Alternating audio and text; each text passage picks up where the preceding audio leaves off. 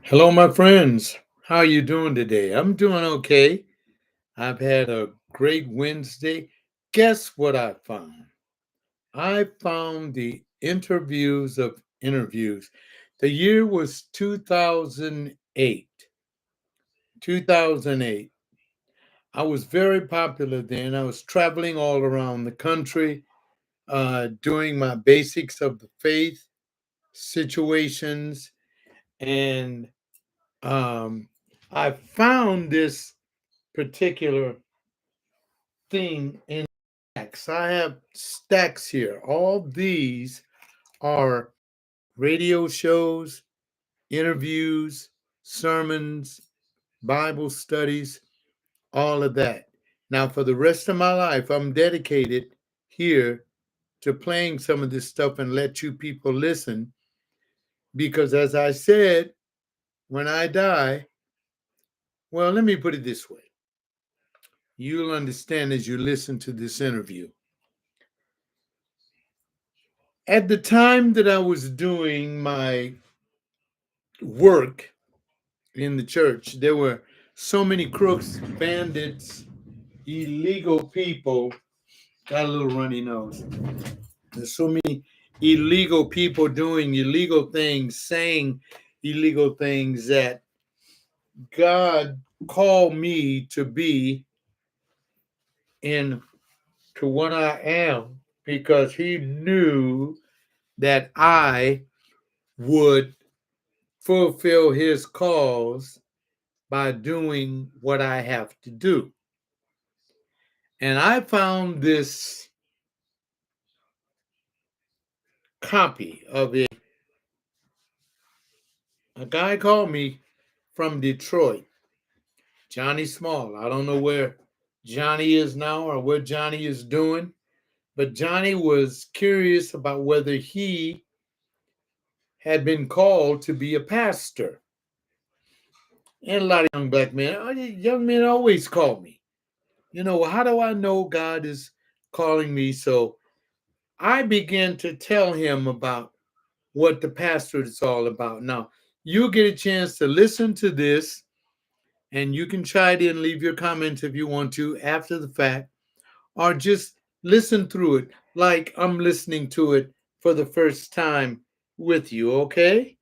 So listen to this. Let me set up everything. I have it set up a little differently. Let's see what What happens. is called the calling of God in your life. Mhm. See, God had called me from the foundation of the world to be a preacher. But it Mhm. was at that time when I was 23 that he had revealed himself to me for the first time. Now, Johnny, keep it in mind, I had only sexually had two people in my life, and that Mhm. was the two prostitutes that I had frequented while I was stationed in Korea. I'm telling the truth. First of all, if you're going to be a man of God, you're going to tell the truth. When I went to Korea, when I got drafted, I was 21. I had intercourse with two prostitutes. As a Okay. soldier, I was Okay. basically a virgin to having sex with people and doing all that kind of stuff. I was a virgin to many things. Yes. Mhm. Wow. So this was an audio. I mean, you heard you audibly heard him. No, It was like more so in your gut. it was no, not in my gut. Mhm. These are great questions. These great questions because often when you read the Genesis account, the Exodus account. I'm sorry. When you read the Exodus account of God speaking to Moses, that's what it was. Mhm. When Moses he said, "Let me turn aside and see this great sight." Well, he didn't hear God speaking because God doesn't speak audibly to anyone. He doesn't speak with a voice that you hear, but Mhm. he speaks with a voice to your conscience. He Okay. speaks to your mind. Mhm. Yes, yes, it's a mind thing. Okay. Got you. All Okay. right, shoot, Okay. shoot. Okay. So now, as far as when you after you were called and came to Christ, like what did you begin to do? I mean, like what type of church did you find? Did you like more just become like voracious reader of theology and the Bible? Like, what did you start to do? No, as a matter of fact, right after my initial experience, and I told the guys, well, let me finish it because we had gone up to this guy's apartment, and so of course you're in a UCLA building dorm, and they couldn't smoke marijuana there, so they went up to the roof of the building. We took the staircase up to the roof, and they were smoking pot. I wasn't. I was looking at this because it was about 1 o'clock in the morning. I Wow. was looking at this fog come in over the city of Westwood. It's West LA, and this early morning fog was coming in. We get that here in Los Angeles often, and I'm sitting on the edge of the building looking over, and this entity is still speaking to my mind. This is when, this was the day in August of 1967 that God called me, spoke to me. This is when I became a Christian. I was hmm, 23 years old. Yes, I was 23. I'm explaining the night that God spoke to my heart.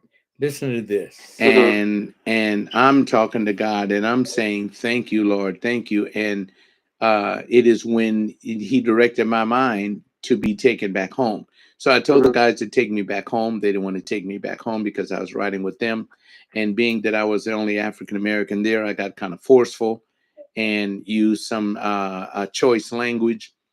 They came by my apartment to pick me up. They came by to have a few drinks. I was known to entertain in my apartment, and they were my Jewish friends and white friends. I had Jewish, white, and black friends and Hispanic friends. I've always been, I mean,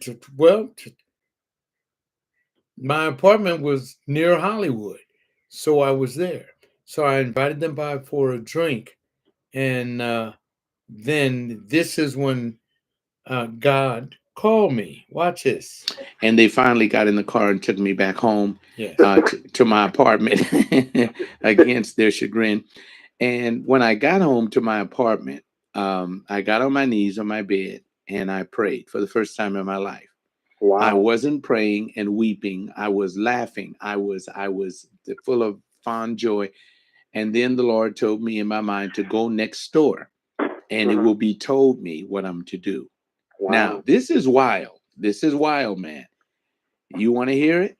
Mm-hmm. Yes. All right. I get up, I go next door, and my neighbor was a guy, I forget his name, but he was a Buddhist, and Mm-hmm. he was a black guy, and he played a guitar in nightclubs. So he didn't get in until 2, 3 o'clock in the morning. So Mm-hmm. I heard him looking at TV in his apartment next to me, and I went there, knocked on the door. He opened the door.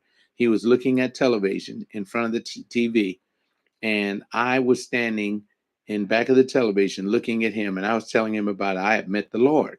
Mm-hmm. And immediately this guy told me that whatever I learn about Christ, he said, whatever you learn about me, you are to share that with everyone that you are to meet or come into contact with, and you are to Wow. tell them exactly what I said.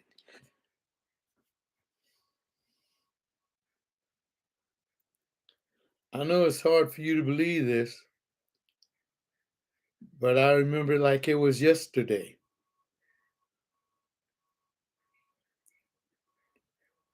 When Arnold Luber dropped me back at my apartment,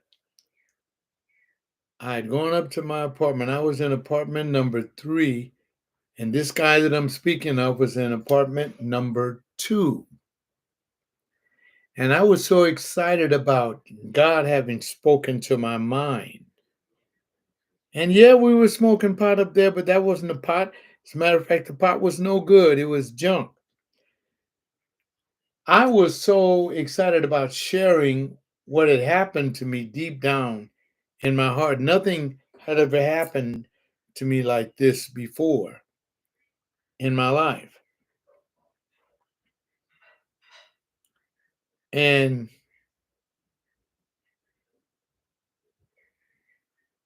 That's when this conversation ensues with my neighbor. Listen closely. So Wow. I thanked my neighbor and I went home. The next morning, I got up. He got up to go to work. We were both leaving our apartment, and my car was broke, so I had to walk to work, which was about 8 blocks. And I thanked my neighbor for what he said. Well, he said, I didn't say anything to you. Wow. And I said, what do you mean? He said, I didn't say anything to you, man. You came over here talking about something that you had seen, but I didn't say anything to you. To this day, that was the first miracle that I had ever experienced in my life. I go next door and tell this man that I had an experience with the living God of the universe. He told me to speak for him. And this man tells me when the sun comes up that same day, you didn't tell me anything. I didn't hear you.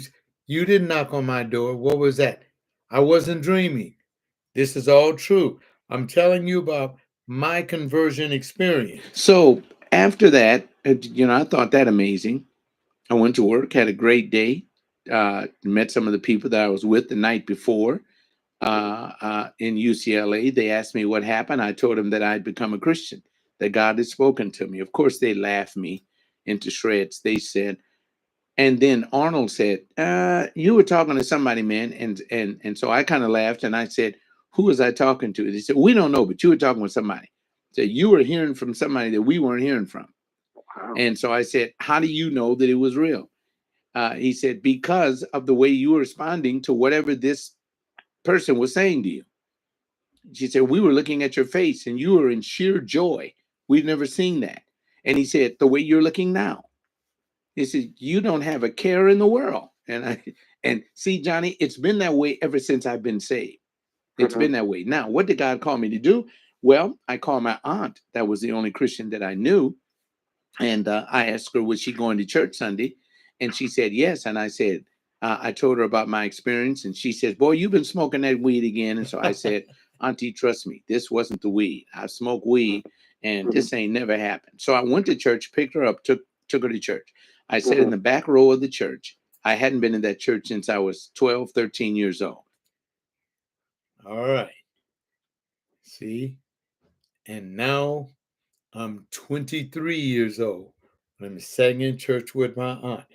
This is good for me to hear because at 80 plus 80 years old, to listen back to me tell a man in the year 2008 and it's 2024, I let you know where I've been. And I remember these incidents as if they took place yesterday.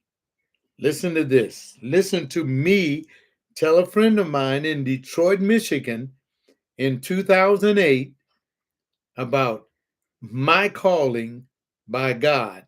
Why I know that everything that I tell you about God is true because I never lie on God. Yes, I was gay, but that had nothing to do with the calling. Listen to this. I'm now Mm-hmm. 23. It's been 10 Wow. years.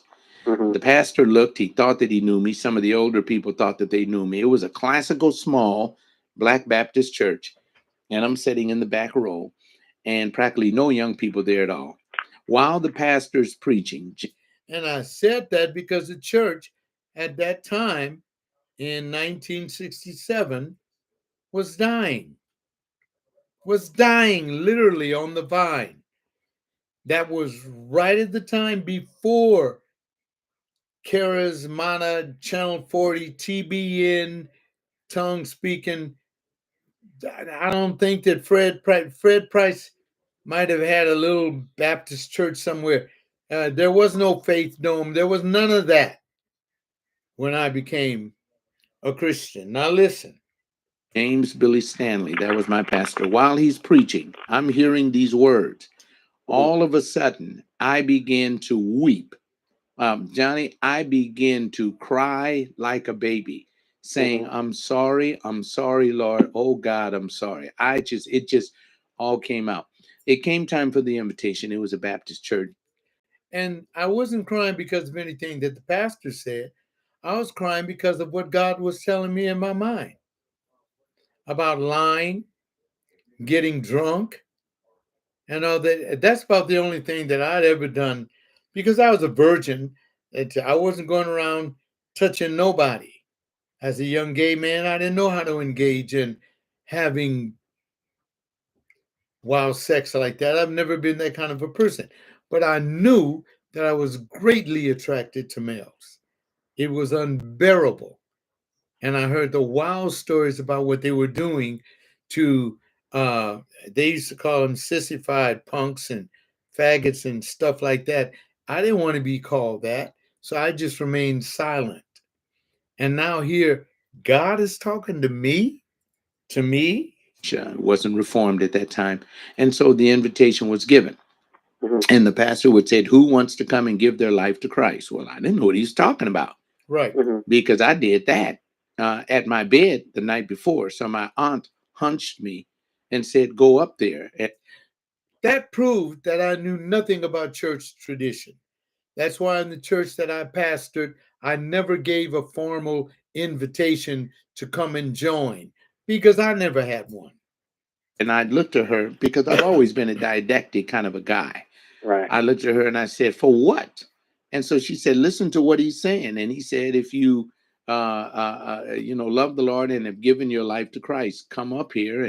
And so I said, oh. So because I didn't know what to do. So Hmm. I got up there and I told the church and the pastor, the Lord spoke to me last night and he's been speaking to me ever since. And I want to do what's right. What do I do? What's right? And he said, can you come back to church tonight? And I said, yeah, I got a car. What am I coming back for? What do you think I was? He wanted me to come back to the church for at night. What is it that my pastor saw in me that he asked me, could I come back to that church that night? And by the way, the building is no longer in the place. It doesn't exist anymore. They chopped it down and put something else there. I have to tell you this because historically, this is about me. That when I die, you will know. Listen to this. See, I was oblivious to all kind of religious practices, but at the same time, when you're a baby Christian, you're open to whatever the preacher tells you. So he Hmm. said, come back and be baptized. And I said, what is that? What? He says, go with me in that pool over there. Why would a preacher do that in Los Angeles? Lest he saw something. Because I was serious. I wasn't crazy. I wasn't high. God spoke to me, and God said, I'll tell you what to tell the people. That's why I'm so outraged when I see you following people that are lying to you and taking you on Fruit Loop Trail. I have nothing personally against these people.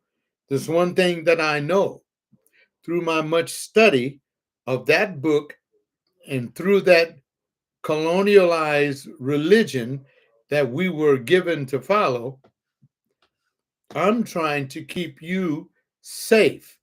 That's what I'm doing. I'm trying to keep you safe and free from all kind of detriment that might harm you. And so, therefore, we're faced, well, continue to listen. And let me baptize you. So I came back. About 10 or 12 people came back. They were all amazed that it was me because they knew how sinful and how stupid I was.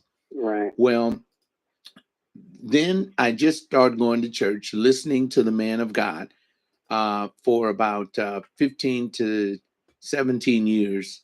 No, wait a minute. Let me see. I was 23. Let me see. I got saved at 23. I started teaching Sunday school about a year and a half later.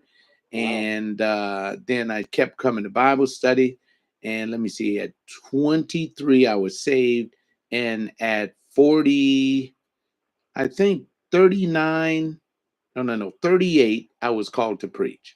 Okay. Wow. Yeah. Okay, that So was my mission. yeah, it was that long stretch between there because you're not called to preach once you first get saved. Now, these preachers will lie to you and say, When God spoke to me when I was a teenager at 12 years old, and I've been preaching ever since. You ever see the movie called Marjo, starring Marjo Gardner? Look that up on your Google. Watch that movie. That's what that's what evangelicism came out of. It came out of that kind of mentality. I used to show that film when I taught philosophy of religion in the college to show them what Christianity blossomed into. I don't know where people get that idea from that, Mhm. well, I just got saved and God called me to preach. No, it How can you preach and you don't know anything about God? You don't even have a testimony of being called by God. Listen to my it took words. years of me sitting in Bible study, and I wanted to know more about this God that was speaking to me. My pastor had two master's degrees Wow. in theology, and a very, very brilliant man in the Word, but a very hard man also, because he didn't. There was no hanky panky in this church. That's why the church was always small, Mhm. because of how he conducted a church. Mhm. So all God told me to do was sit down under good teaching and pick up something. And Mhm. I did that for years. Mhm. Yeah. Wow. Goodness. Okay. So, I mean, you just answered so many questions. Well, of course, I had a lot of questions that I. I have. Wow, this is just amazing. So, okay, so you say it was actually 16 years before, I mean, after you were saved, you just learned. You just sat under good I teaching and just just sat learned. under good teaching and I didn't ask any questions. I just, because I knew that this man was teaching me the truth, because the Mhm. Holy Spirit was, I mean, come on. I mean, I'm getting married, Mhm. I'm raising children, I'm Mhm. working a 40-hour job a week. At that time, I was coming out to Tuesday night Bible study with my whole family. Let me share this with you right now. Yes, I was gay. But in 1967, you had better not come out and tell anybody you're gay, you're a sissy. How are you going to make it? How are you going to get a job? How are you going to advance in a career? You'd lose your family because they've been conditioned by the church to tell you that you're on your way to a burning hell if you're homosexual. So what I did, there was no DL then on the down low. There was no down low. You kept your mouth shut and you did what was difficult. I had never been with a woman. Listen to this. Thursday night, I went to teachers' meeting. Saturday in the church, I began to head the Saturday Bible class. They had older women doing that, Mhm. and there was no men there helping. And so I took a Bible class where we had all the youth of the church come, and Mhm. I would show them Bible films, teach them Bible lessons, take them on field trips. This is in inner city church in Los Angeles. And then on Friday night, I went to church because I was singing the choir. Mhm. And Sunday, I went to church for Sunday school, taught that, was church for morning worship, and went back to church for Sunday night worship. Mhm. This went on for, man, 25 years or Wow. more. Yeah. So you can kind of liken this to like Joshua. His training process is similar to what you're telling me now. What you did is just more so a training process than what you went through. I didn't know that it was a training process for the ministry. It was just normative for me as a Christian. I thought that it was a normative thing for a man to spend his life around the church. It is quite different now. We had programs in the church. Mhm. If you listen to that sermon that I preached when I was preaching out at the Metropolitan Baptist Church. That was a sister church of ours. That was a church that my pastor came Mhm. out of. That's why after he passed away, and I became the pastor of the church. And isn't that Mhm. interesting, Johnny? When my pastor passed away in 1982, Mhm. yeah, I believe he passed away in 1982. And in 1984, I believe it was, they made me the pastor of the church. I think that, no. Wait. Let me 85. get the dates right. He passed away in 85, and they made me the pastor of the church in 1986. And it was in 1987 that I preached that sermon, Where Do You Find a Godly Man? The church at that time began to grow because through everything that he taught me. And then keep in mind that I had put myself back in school. You see, I had gotten back in school in the 70s to work on my 2-year degree and my associate arts. And then in 1986, I had to get out. I got back in because I was working. 86, I was working on my bachelor's degree. And then in 86, 87, 88, 89. And in 19, I got my dates all mixed up. I think it was 82, I got back in and work on my bachelor's degree. In 86, I started working on my master's. And I got the master's in 1990. Right. And so I was going to school at the same time working a full 40-hour job a week, and then at the same time pastoring a church. Wow. Ooh. Yeah, you can do it all, man. You can do it all. When I meet a lady, one of the most disgusting things that I've ever met in my life is a lazy preacher. Because whenever you meet a lazy preacher, that to me is disgusting. I mean, God has never called a lazy man to the ministry. Never. Right. Because the prophets of old and the apostles were men. That's how, Johnny, you can also tell a true man of God from a fake. Because the true man of God, he's up for the charge. You're the one that called me and said, hey, man, let me interview you. Okay, let's do it. See, a true man of God is up for the charge. He won't say, well, now, brother, how much are you going to pay me? And my time is valuable, and my body is wearing out, and all that kind of crazy stuff, man. The true man of God is up for the call all the time. Now, there's a characteristic also that you would note about the true man of God or the godly preacher. And that characteristic is that since God told me, because I know what my testimony is, since God told me, you will tell them everything that I have told you. That's why I'm telling you the truth about my conversion experience. Right. But you didn't ask me about my calling as a pastor. That's completely different. Well, I was actually going to come to that because I know I was actually going to get up into that. So what? Because that's when I actually, when you thought about the training process, the things you were doing in the church when you that eventually led you into the pastor. What was your calling into the pastorate? Okay, well, the training process, let me just kind of like piggyback on that a little bit more, because it wasn't a training process. Did you know that the Christian life is not a training process? God doesn't train you to get ready for the calling. There is no training to get ready for the calling. As a matter of fact, there sure enough was no training to get me ready for an apologetic ministry that I'm in.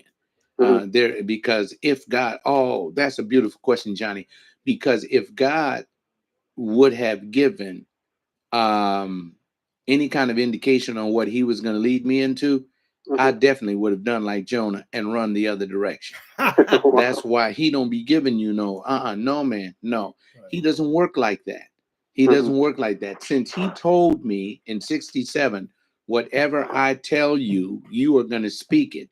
Now, since I said, if he reveals himself to me, see, this is how you know whether you're going to heaven, man. Because I said, if you reveal yourself to me, I will follow you for the rest of my days. Now, the calling of God in my life, God knew that I was going to ask that question because God planted that question deep in my soul from the very foundation of the world. I've always been that kind of a person. That's why I said, show me something crooked about evangelical Christianity, and I'm out of it. That's why I resigned from being with people and everything. Man, I don't be dealing with people and their mediocrity and stuff like that, man. I'm dealing directly with the God of heaven. I don't, you see, I'm going to answer your question, but let me say this, Johnny. Christianity finds itself on the rocks on the shores of whether other people are in agreement with you about your relationship with God. I say phooey on these people. These people have nothing to do. Listen, when God individually calls you into ministry, flip everybody. You are obligated to do what God has told you to do. That is what is missing in the church today. That is what is missing in ministry. People are listening to other people that have, in most cases, never heard from God, because Right. God is not calling everybody in ministry to do what one particular person is doing. I was talking with a friend of mine today, and I asked him, was John MacArthur still preaching? And I thought about him because I knew that I was going to place this up. And he said yes. And the reason that I thought about that, because uh, uh, I'm making this statement on this thing here. I mean, I'm saying that, wait a minute, let me wind it back a little bit. And so you can hear what I said. And it's very important that you pay attention to this. This has to do with God calling someone. Let me move this back a little bit. Listen, listen to my argument. I don't want to lose this thing because you know how I mess up stuff. I need an engineer. This is okay. Now listen to this statement again. Listen to what I'm saying. In most cases, never heard from God, because Right. God. John MacArthur was at grade Cocoa. Which one? One of them said, uh, I don't know whether I've ever heard from God. Right. I think it was Greg Kokel because he came on after my radio show and I was speaking about this very thing that I'm speaking with Johnnie Small about. And uh, the White Boys came on after I went off my radio show and they came on and said that they've never ever heard from God in a way like that. Well, here's my question, and I'm going to make it perfectly clear. If you're following anybody that cannot tell you when they had an experience with Jah and is not willing to die for that experience that he had, they ain't never heard from him, man. Listen. God is not calling everybody in ministry to do what one particular person is doing. Right. I'm still looking for the person out there that has my personality, that has my calling to do it. I haven't seen the black man. He's not out. He doesn't exist. Why? Because God is saying, why do I need him doing it if I got you doing it? Right. See what I mean? Right. Mm-hmm. And so there's not going to be a reproduction of what John Coleman does until Mhm. John Coleman is dead. Right. Now, the problem is that I got people trying to be what I'm doing, and I ain't dead yet, because Right. God has told me, have I told you to stop saying that? He said, they're telling you to stop saying that. I didn't tell them. I haven't spoken to them. I'm speaking with you. Mm-hmm. See, and so now let me get into the conversion, because man, the conversion, oh my goodness. I mean, not the conversion, but the calling, the calling.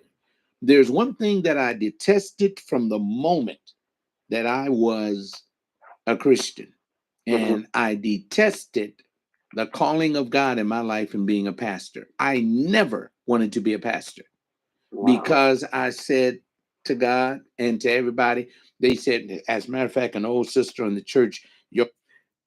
And I want to tell you, I didn't say because I was gay, because I never put out that I was gay when I was a pastor. Ever. I never say that because I know if you thought you'd be dead in the ministry for what Carlton Pearson did, you would be double die dead in ministry if you told anybody back in that day, back in 1982 and beyond, that you were gay. So no, I didn't. Lord came up to me and said, oh, the Holy Spirit told me that you're going to preach. I said to that aging sister, her name was Sister Roden. That's Right. her name. She's dead now. Sister Mm-hmm. Roden came up to me and said, oh, the Holy Spirit told me that you're going to preach. And her friend, Sister Evans, was next to her. And she said, you right, honey, this boy got the power of God in him and he's going to be a preacher. And I said, and God told you ladies that, right? Mm-hmm. And they said, yes, he has. He's revealed it to us, typical Baptist women. I said, well, how come he didn't tell me nothing? See, now you have to understand, I'm the same personality, same character. God ain't Mm-hmm. changing nothing. you know, your feistiness, everything that you are. God's going to have that remain the same because he uses that as you proclaim the message. So I said, so God told you, but he didn't tell me. And they paused and looked at me, and I laughed and said, I don't want to be no preacher. I said, I'm a Sunday school teacher. I may teach a few Bible studies. I may have some home fellowships at my house. I love the word of God. I love God. I love my family. I don't want to be no preacher. I love my job. I'm a traffic officer. I'm making pretty good money. I'm very happy and comfortable with my life. Thank you, but no thanks to being some preacher. I did not want to ever be a pastor, to be a preacher, to be a minister speaking behind the pulpit. As a matter of fact, up to that day, when I was called in 1982 to preach, I had never stood behind that pulpit to even say anything but to announce something for the pastor as I was a young deacon in the church. But me behind the pulpit, I never had aspirations for that. Aspirations for standing there with something, because see, God has to be the one to call you to that. See, and here again, Johnny, the biggest problem in our churches today, that's why we got these pimps running our churches, is because these guys have aspired to be that. Now, now you ask any preacher you know, and don't let them play you off. You ask if they aspire towards ministry. Oh, I want a great church. I want to build this. I want to build that. I want to have my name put on it. I want to do the what? I never wanted that, ever. Many a night I cried in this house. Why did you call me to do that? I don't want to be in charge of these people's lives. He had me locked in. Calling came. I'm working as a traffic officer on Western Avenue and 4th Street writing tickets. That morning, I had gotten started and I had put on my uniform in the locker room, got on my motorcycle, got out there, put on my helmet, put my body radio on, and I went out there and I started to work the no stopping zone on major intersections in Los Angeles streets in the Wilshire Miracle Mile area. I'm just writing tickets. Every ticket that I wrote, I did an error on it. I couldn't concentrate. I don't know what was happening. I wrote about 6 tickets and I made mistakes on each one. I finally pulled my motorcycle over to the curb on 4th and Western. And I bowed my head with my helmet on, radio blasted and everything. And I'm saying, Lord, what is it? What is it? What have I done? Have I sinned anywhere? What is going on? See, I was living a real decent life. And I remember the beautiful sisters at the job was digging me when I was on. You can go to my Facebook page and see a picture of me in my traffic officer uniform. That's the way I looked when God called me to be a preacher. Had my my uniform on. I wasn't playing with none of the women out there. And I was, all you brothers that are gay out there, I've always looked good. I'm just telling you the truth. I look good to myself. Now I have sense enough to admit it, because in this crazy religion I was in, it said, never affirm yourself. Never tell the truth about how good you look. Oh no, I don't follow that mess now. I bet I look better than John MacArthur. And I'm not bragging, I'm just saying. And I'm 80 years old, and hey, keep moving, John. I said, because I know you're trying to talk to me, because whenever this happens in my life, I know you're trying to talk to me. You're trying to get my attention. What is it? I haven't sinned. So I began to cry and I said, what is it, Lord? And then he calmed me down. I was in my uniform. I pulled my motorcycle over to the curb because every time I wrote a citation, I messed it up.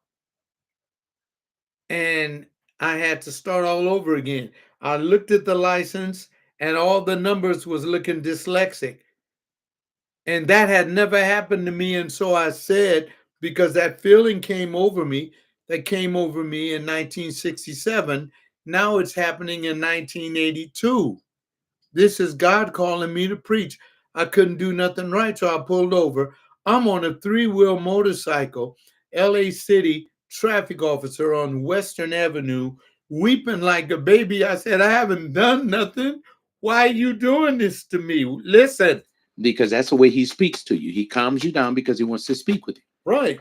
And I said, no, Lord, I'm loving my wife. I haven't been unfaithful. Right. I'm taking care of my kids. Right. And then I asked him, is the devil after me? I mean, what's he trying to do? Right. And I went through everything. And then the last thing in my mind, he said, will you preach for me? Now, before I continue to play this, you better pay attention to this, because I'm not playing with you. Wow. And I screamed, no, hell no. And I started up my I started up my motorcycle and sped off down the street as fast as I could go. Wow. It had to be a scene that you wouldn't believe. Here I am racing down the street, Johnny. My jacket flying in the wind and my scarf right behind it. And I'm saying, no, no, no. I have on my Ray-Ban glasses and tears are flowing out of my eyes. I'm saying, no, no, no. By the time I get to Wilshire Boulevard, I'm saying, yes, yes, yes. Wow. And so that was my calling into the preaching ministry. And of course, my pastor was in the hospital because he was ailing with the lung disease that took him out. And I went to see him up in the hospital, and I told him what the Lord had said to me, and he began to weep in the hospital bed and say, thank God you've answered my prayers. And I said, what? Wow. And he said, I've been praying that the Lord would touch you. He says, because you've been sitting under my tutelage and not once had you said a word. I said, said a word about what? I don't want to preach. And he began to weep more, Johnny, because he said, boy, that's the way it's supposed to be. No true preacher wants this. Right. No man in his right mind wants to be a pastor, man. Right. Right. You just don't, because the suffering that comes with this job, man. Yeah. Suffering comes with it. Now, where I made mistakes in ministry is I ordained people and I never asked them the question, do you want to preach? Because if they had said yes, I would not have ordained them. That's right. Wow. Because you cannot want to preach. Wait a minute. You want to become a martyr? Not in your right conscious mind do you want to be that.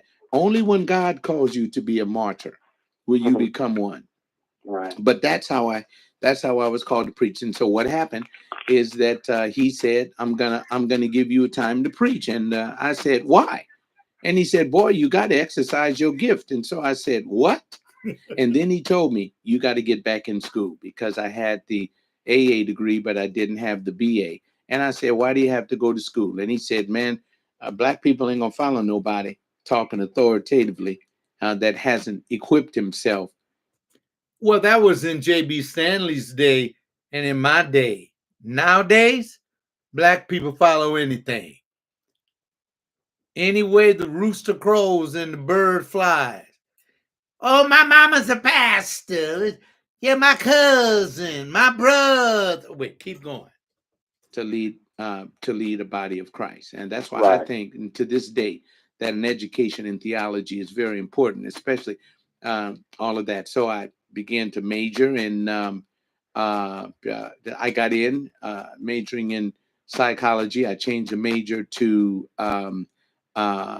let's see, I think it was, my minor was sociology and my major was philosophy. And then after I finished my bachelor's degree, and by that time he allowed me to preach.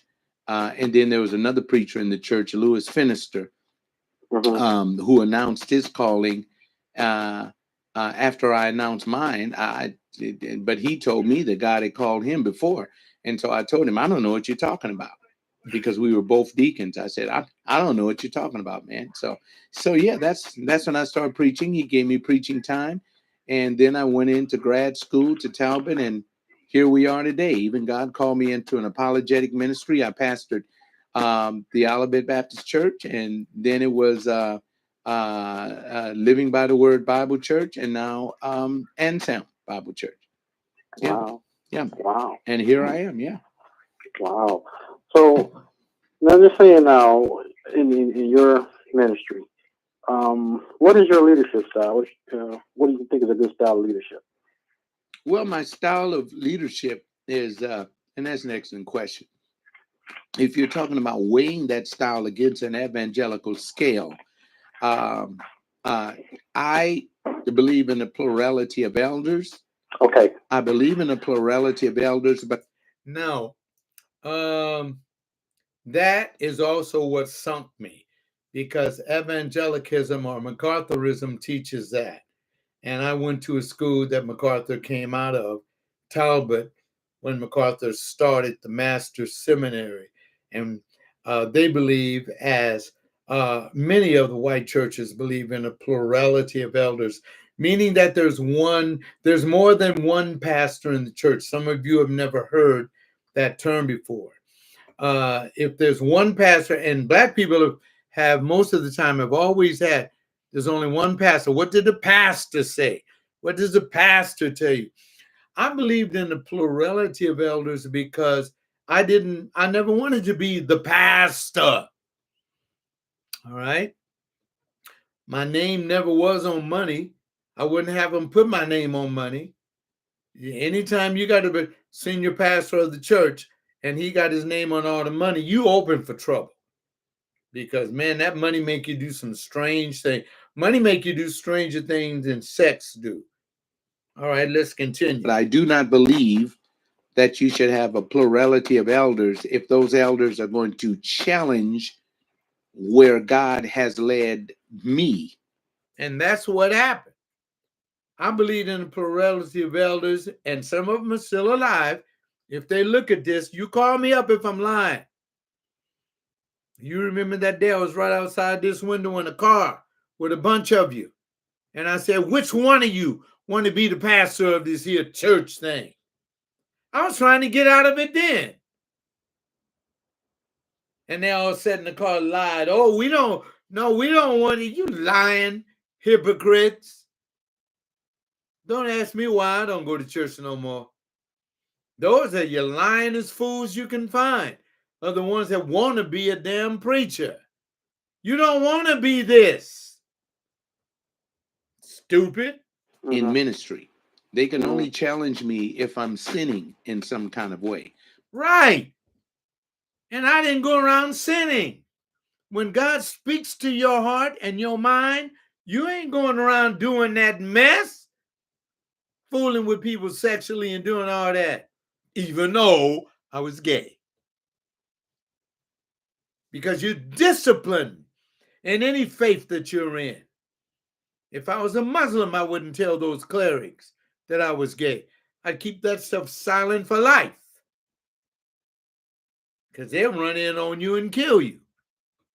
I can't help God made me this way. Wait a minute, let's get back to it. But they can't challenge me in the direction that God has led me in ministry. In Right. other words, God has used me to build up this ministry. So no elder is going to tell me how to run this ministry. I guess you would call it autocratic because that's the way my pastor ran his ministry. He was an autocrat, and I'm an autocrat. I don't believe in democracy. I believe that Christianity is a theocracy.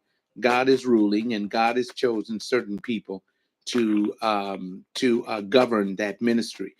Did you hear that? The church is not a democracy where the church votes on stuff. Well, we are all going to vote that we're going to do this, and the majority of the vote wins. No, it's a theocracy. God rules from wherever God is through the rule book. You better know what it all teaches on everything, on sex and marriage and love and everything. Know what it teaches, and then that rules in your heart. That's how you do church. The mistake that I made over the year, and I think that's why my ministries have slipped through my fingers, is that I shared the leadership with other men that I had no idea that God had ever spoken to them. As a matter of fact, Johnny, I must say this to you, man, and I'm saying this with all humility as I can. I have never heard of a black pastor that has given a testimony like I've just given you today. And if there is one out there that has maybe not exactly to that, please get in contact with me because I feel like I'm on this island out here.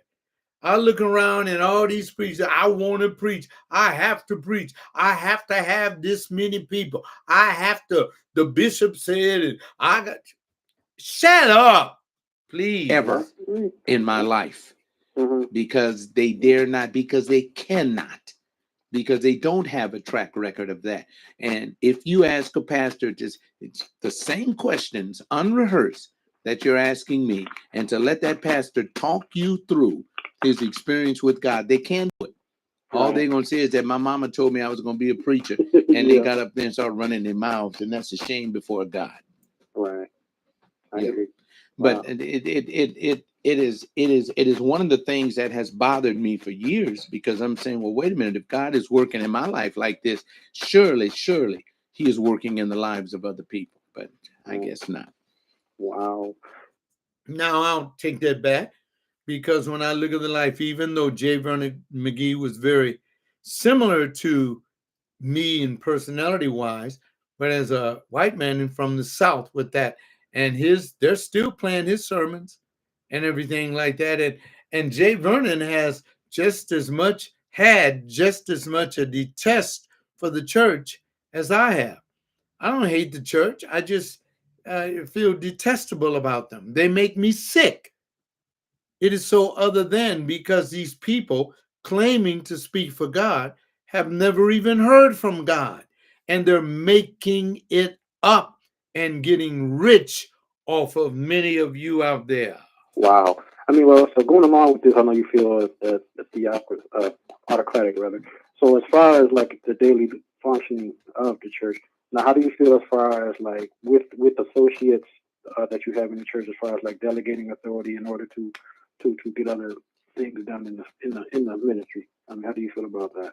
Well, it's not a feeling. What happens is that you're in a ministry with people, and these people are coming and listening to you preach, taking theological classes with you, sitting in that classroom, sitting in Bible study. And so you have these people that are faithful. They've come out of other churches that were not faithful, and they're coming and sitting under the teaching.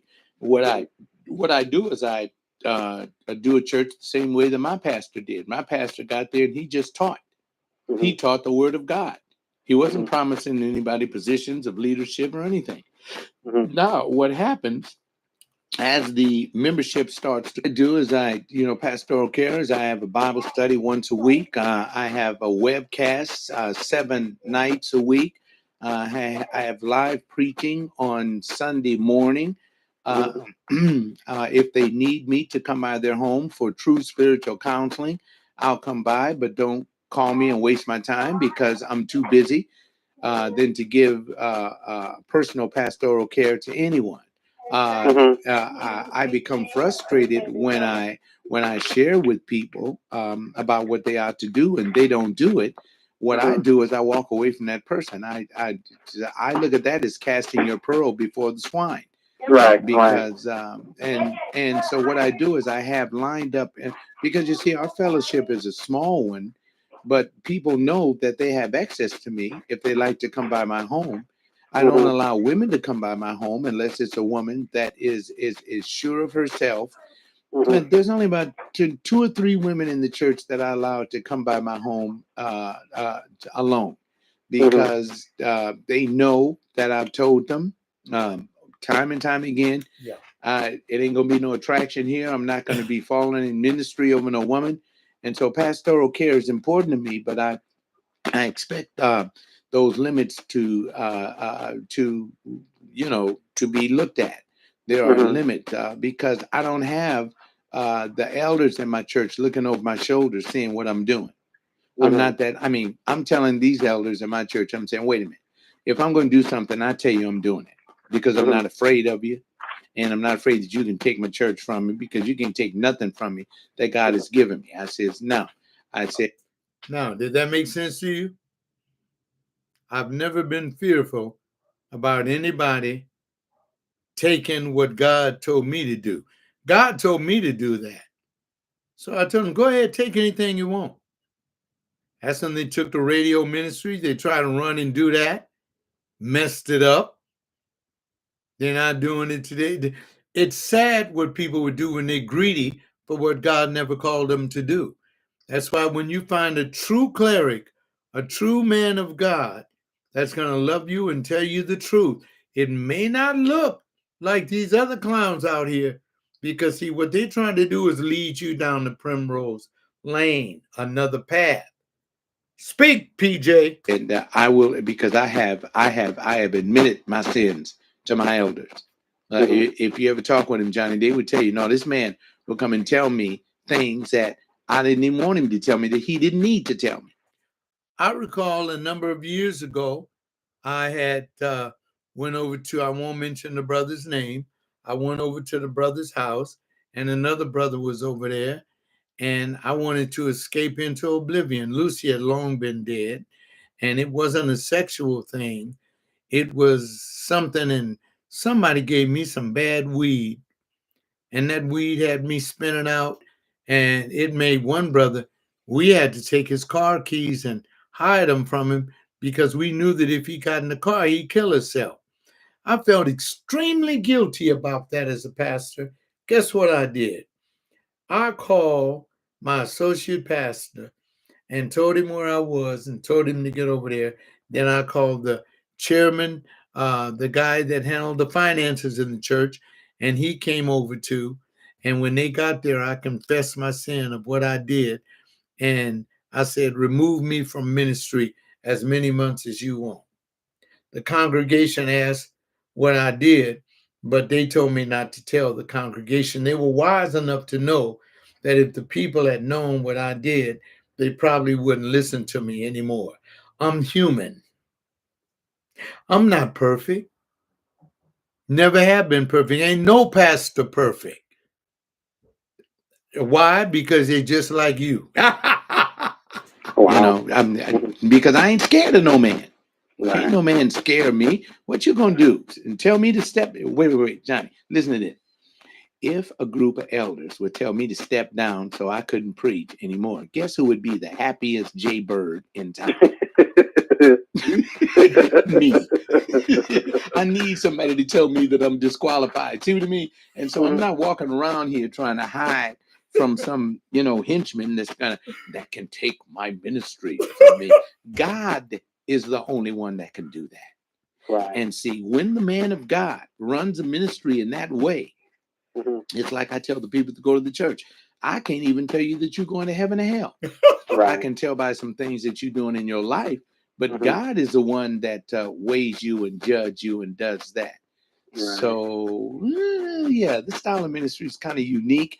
And Mhm. some people want a little bit more order. They like to have a little bit more control Mhm. over things like that. And as a matter of fact, my elders told me, they said, you trying to get a secular job out here? And I said, yeah, I need some more money.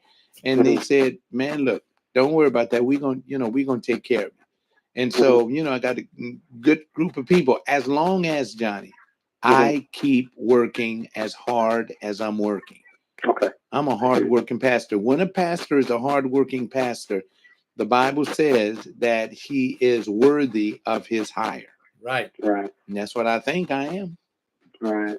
Now, Wow. don't get me wrong. If a church call me, Mhm. about 350 people call me and say, Pastor John, we heard you on the internet and we heard your interview and everything, and we don't need you to come. We want you to come and be a pastor here. You're a biblical preacher. You know what I do? I tell the 25 people that are with me, come on over. We're going over here to a building paid for, established, and I'm going to do the same thing I'm doing here there. Right. I wouldn't do it now because I'm 80 years old and I'm fully retired and I'm enjoying my freedom. Wow. That's you see, I wouldn't be abandoning a church. I'd be Mhm. taking the church into a facility that's already there. And Right. I would pray to God that he would show me a congregation of about 300 people that wants a pastor that's going to give them pastoral care. Right. That was in 2008. This is now 2024. But my style is that I'm not going to have no board of deacons telling me what to do. Right. I expect the deacons to fix the plumbing, put in new pews, and make sure that the kitchen sink is not dripping and all of that. But don't tell me what to preach and how to preach. Right. Well, you know what? Yeah. Wow. I totally agree. Wow. Ooh-wee. Man, I tell you, I'm enjoying this. Okay. Well, now I got pretty much a good idea of how you feel about as far as pastoral care. Well, you got 5 minutes, and then this webcast is over. Oh man, Man, it's been 55 minutes, John. has it? Okay, okay. Well, I won't hold you long. Okay, this is gonna be a real quick one then. Okay. Uh, what have been your biggest joys and biggest frustrations as far as being in the pastoral ministry? Well, the biggest joys, and I got to tell you the truth, this moment, having this interview with you, because God is so sweet to me that I can know you and talk to you about my life. This is a joy. My joys are present. My joys are what I'm doing at the moment. And the Mm-hmm. biggest sorrow, I guess, is the loss of the vet, Mm-hmm. the greatest ministry that God ever placed me in. That was my Mm-hmm. greatest sorrow, and the loss of a good 300 people that I love and would die for. That is my greatest loss. Now, you notice a lot of people would expect me to say my greatest loss is my wife. God knows I love Lucy, Mm-hmm. but ministry comes before her. Mm-hmm. You see, they teach you in seminary that nothing becomes about. Oh, no, no, no, no, no. Ministry and God becomes before your wife. Right. I love my wife and I miss my wife, but I Mm-hmm. miss doing ministry more than Wow. everything. That is my greatest loss. Yeah. Right. Wow. Ooh, sir, this has just been so enjoyable. Well, it's been enjoyable for me too. I'm so glad that you thought about calling and doing this, and I'm hoping that after this is placed up on the webcast, that it will help other young men in ministry and help other people maybe to understand. And you know this putting God before your wife. Have you seen what these preachers do with their wives? They can't get on a platform and say nothing without telling the so-called first lady to stand up. She needs to sit down, shut her mouth. I don't want to see her. I don't want to see the jewelry she got on, what gold she got hanging all off her neck. That's stupid. The church has gone crazy. But guess who's following it and financing it? All right. Keep talking, John. To understand me a little bit, I like the idea of being candid and just answering the questions like that. I just Mm-hmm. believe that's the way it ought to be. I agree. I totally agree, sir. Totally. And I tell you, one of these times, with the Lord wills and I'm able, I got to get out to LA and see you. Well, I really hope that you get a chance to do that, and as you do that, John, we're gonna have a great time. You just hang on the line a little bit. Thank you, ladies and gentlemen, for listening to Ram Radio, the Biblical Alternative. I want to thank my friend Johnnie Small from Detroit, Michigan, interviewing me on this wonderful Saturday morning. Email me, let me know what you think about the broadcast. And until we meet again, I'm going to say, God bless you. Stay into the Word. Ah, Hold man, on, lady. John. I love those days. Those were the good old days. I want to play a number for you before I go up there. I want to play a number for you. And I am going to be, I'm trying to do this thing right. I am going to be playing more. There is a number, and it's number 5 on the album. You saw me hold it up earlier, and I'm going to hold it up again. And I have permission to play from. Well, Mark, I appreciate it. Mark said that's why I haven't been to church for 13 years. Too much foolery. Right, Mark. And let me get back to the right, Mark. That's the point. That's why I'm playing these things to let you know that I've always seen that foolery. And I refuse to participate in it. I don't care who they are. Hey, get this, Mark. There is no such thing as a bishop over people in the Christian church. There is no such thing. That mess started with Catholicism, and you see what it led you into: the Crusades, bloodshed, thievery. They got more gold than Fort Knox. Come on, man. It's a hoax. Let me read this stream here. Yeah, I don't blame you. Um, you still have that, man. this man appeared with me as a co-host on my radio shows, Eric Steve Reamer and Taman Pearson. They are Kushak Theory. You see, they gave me a copy of this, and they called it Basics of the Faith, because I taught them that 10 weeks of teaching them pure Bible in a classroom, in a college setting, in my house. Well, I got to get it out before I die, because when I die, God only knows what they're going to be saying about me. And you people would never know who the hell was talking to you. I'm going to play a number from this album, number 5, and I want you to listen to it. This album was before any Christian rap album was ever made. This group made this. And I hope this thing start playing on the right one. If it, oh no, it's starting with another one. Wait a minute, let me pause it, because I don't want you to hear that one. Oh yes. Now let me go ahead to number 5. I want you to listen to the words to this. I remembered when I played this on nighttime radio in Los Angeles, FM, and they start calling in. This is, I believe, and Sarah can bonify, the first ever Christian rap I ever heard in my life. Listen to this.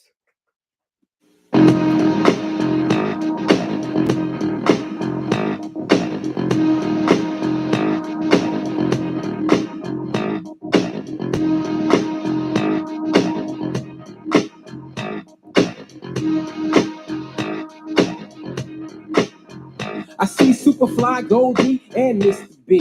The pimps in the pulpit on a legal gig. Bishop ring on his finger while you singing the rock. Double R, Corniche, 23 in the fly. Golden Bird eating preacher in the Escalade. Eastside Church, Malibu, tilting the maid. Tax-free word paper getting crazy paid. Cool Shock Theory coming with the gospel raid. Let them bugs be sprayed and bring the evil down to zero. Cancer in the churches and the KT is the chemo. Cutting off the ties like a mandarin. Take it back from the Mac and it's pandering. I ain't slandering the truth. I'm dissing you, those who begs. Hoes on the front row. Keep close your legs. Deacons, remove the sluts from the pews. Choir director, I know the lifestyle you choose. I ain't trying to blow your cover, but get one side or the other, my brother. You and your lover. And to the congregation like your sheep or goat. Get your papers and your pen, start taking some notes. Clearing your throats and thinking about the Green Bay score. Pastor stand up and say you won't say more till you see somebody beside you having the guts to do the work to keep the world from laughing at us. Let the church say amen to the rhyme. Amen. Let the church say amen one more time. Amen. And if y'all agree with what he just said, amen, let it chill, marinate to the head. Let the church say amen to the rhyme. Amen. And let the church say amen one more time. Amen. And if y'all agree with what he just said, take the mic, John Calvin and second. Caruso, they Grafo, Guard Time, you and Gillian, Isu, Christu, Hurry you, Moot, Theo, Moot, Kai, so Terry, Moot. Greek that I speak, exegete for telling you what it means in the original context. So it connects in a text, my lexicon. Even when I flex to mine, keep it orthodox for the flocks. X is on the beat when it's completed, knocks, bump for blocks. Got them in socks, sitting like they on docks of the bay. Spitting to bring down crocs of the day. So may I say the whole list one more time for the record who shot this like this? Noel Jones? No. Fred Price? No. Clarence McClendon? No. Charles Bush? Chip Murray? No. Paul Morton? Hell no. Leroy Thompson? No. T.D. Jakes? Big mistake. Stephen Pearson said it, who shot? I'll be calling out names of these false teachers bringing us shades. Let me be the first one to hit them. Avoid teaching these false teachers and everybody down with them. Y'all ain't Christians, you're Gnostics, you're mystical. Into the word ministries, answer me Episcopal. Don't hate me, debate me. I'm the one mouthing this. Malik El Shaddai, 5-point Calvin. Let the church say amen to the rhyme. Amen. Let the church say amen one more time. Amen. If y'all agree with what he just said, let it chill, marinate to the head. Here I come. Let the church say amen to the rhyme. Here I come. Let the church say amen one more time. Amen. And if y'all agree with what he just said, I take the mic, myself, the X Factor.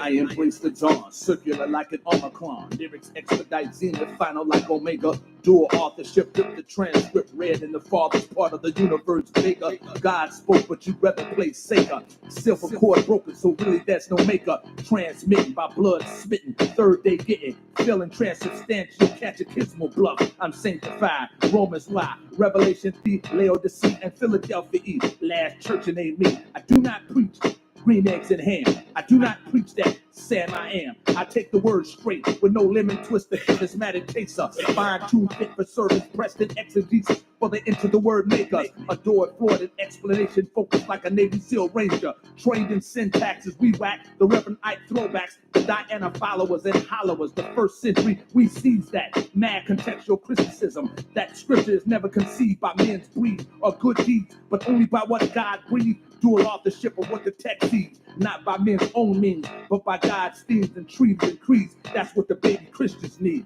Yeah, that's what the baby Christians need. That's Kushak theory. Both of those men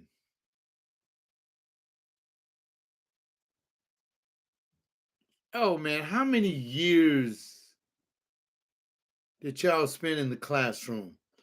I'd go on the radio. One of them came in the booth with me.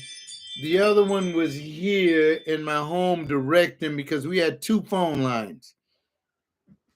And you heard in Kushak, they mentioned Chip Murray on that cut. And let me tell you why. It wasn't because we disliked or hated Chip. We were theologues. Chip Murray was on one of my radio shows, and he was talking about 1 Corinthians, 2 Corinthians, and more Corinthians, and all of those things. And that is fake and false because it's not a part of the original 66 books of the canon. That's why his name was put there. Even though we disagreed with each other theologically, we still loved each other. Upon my wife's death, I'll never forget, it was Chip Murray that helped me get her body released from Daniel Freeman Hospital, which is no longer there. Long story. But those young men, and they did a whole album. We played it on the radio. That was the first gospel rap album, Kushak Theory. And we mentioned it. It was right there for you to hear it. Well, thank you so much for coming to my site. Let me say this. In the past couple of weeks, I'm so happy that many of you are coming to the site and everything. And I told you that I was going to keep you just abreast with my health. I have a little thing on here. You noticed me because I have a pad under the arm with some lotion on it. I have a lump under my arm. I've had it diagnosed at the Kaiser. They said that it's a tumor form and it's very common. And I have to go get a biopsy in a couple of weeks. I will keep you informed as to that. Maybe it's my way out, huh? I'm just kidding. I love you guys. Thank you for coming to my website. For Mark and G Mars and of course Xerix Rima. It is good to talk with you guys. I hope that this little clip helps to give you an idea if you know people that know me and they think that I'm kind of weird, that there is something. Oh, okay. All right. Sending me messages. You hear that thing going off? That's a wonderful thing. See, the old man at 80 still gets messages. People are still contacting me. I am not sitting around here waiting on the sweet chariot to come and take me into a far off place to get away from this horrible earth. It's not a horrible earth. Horrible things happen on this earth, but the God that's been with me all those years can be with you too. Now, this is how, I guess I call this the invitation, huh? This is how you could know that God is speaking to you. When you know He's speaking to you and only you in such a powerful voice in your soul that you cannot help but to say, "Yes, Lord. Yes, Lord." Thank you for coming to my site. Thank you for your love. I love you too. Now I hope I can shut this down right. Think so.